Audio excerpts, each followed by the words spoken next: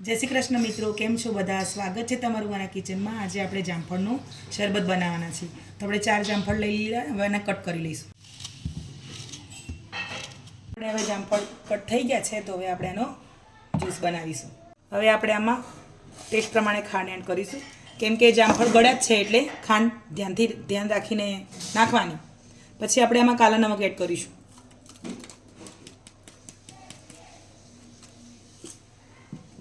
હવે આપણે આને પીસી લઈશું। હવે આપણે થોડુંક આને પીસવા માટે પાણી એડ કરીશું। હવે આપણે આને ગાળી લઈશું। આપણે બધા જ જામફળના દાણા નીકળી ગયા છે, સરસ, અને આપણી પેસ્ટ રેડી થઈ ગઈ છે। હવે આપણે આને થોડું ઠંડુ પાણી નાખીને અને સરસ આપણે સર્વ કરી દઈશું। આપણું જામફળનું શરબત બનીને રેડી છે। તો કેવો લાગે તમને મારો વિડીયો? મળીશું આવા નવા નેક્સ્ટ વિડીયોમાં। જય શ્રી કૃષ્ણ।